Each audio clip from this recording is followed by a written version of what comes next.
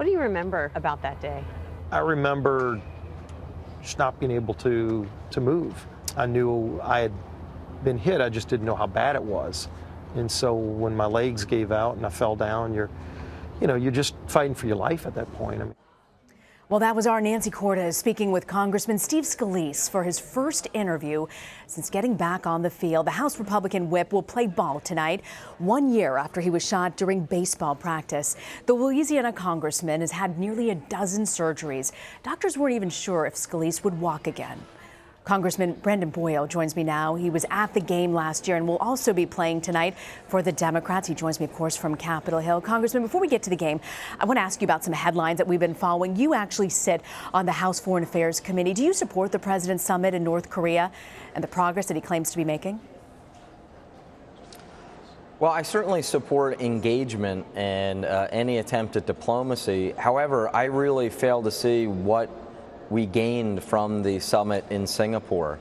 Coming back with just a reiteration of vague promises that had already been made by the North Korean regime really isn't any progress.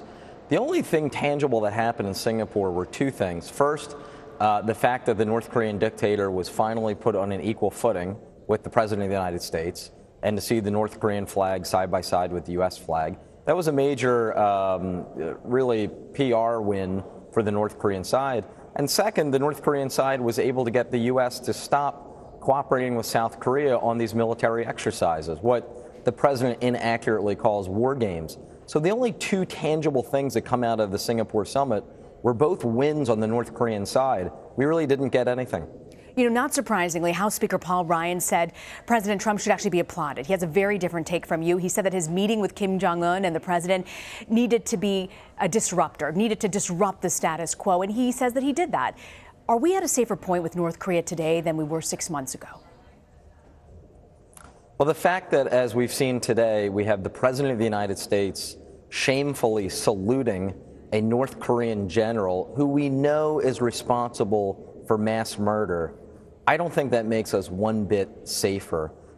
It is amazing to me the way Speaker Ryan and a majority of my Republican colleagues have just gone incredibly silent when it comes to the number of things that President Trump is doing that if any other previous president was doing, they would be very vocal in disagreeing with.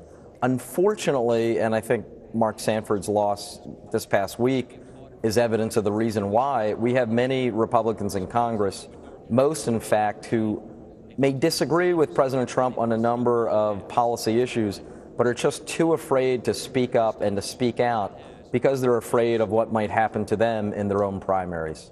You know, the House will be voting on 2 immigration bills next week. They address the legal status of people brought to the U.S. as children. Congressman, what's your position on this? Well, I have a very clear position. You know, I happen to be a first-generation American. My dad came to America at 19 in search of the American dream. So too did my mother's parents, my grandparents.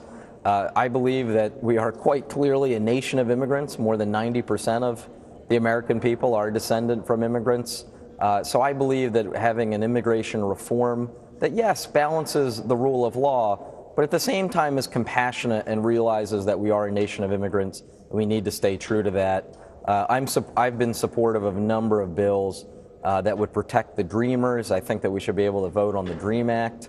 I think that if we could couple greater border security with ensuring that those who have grown up here in the United States, who are for all intents and purposes Americans but weren't born here, making sure that they are not deported, that they're able to stay here, I think that that is an honorable compromise that we could forge and we could achieve. The question is, will we be allowed to vote on such a bill? How confident are you that something will pass that will protect Dreamers next week?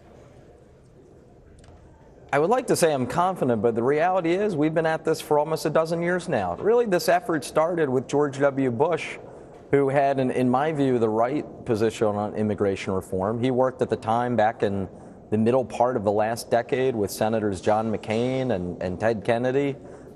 We came close about 5 years ago when the U.S. Senate passed by an almost 2-to-1 margin a compromise immigration reform bill, but then the Republican leadership in the House wouldn't even allow it to come up for a vote.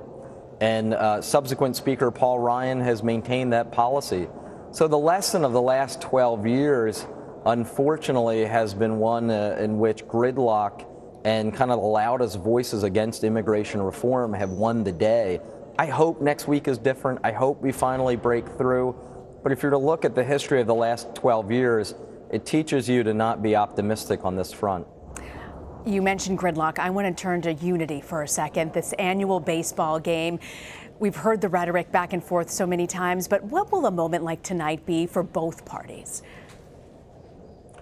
I think it's important. I mean, just based on the issues that we've discussed, you can see that there are strong disagreements between both parties, and this is an abnormally high period of polarization in our nation's history.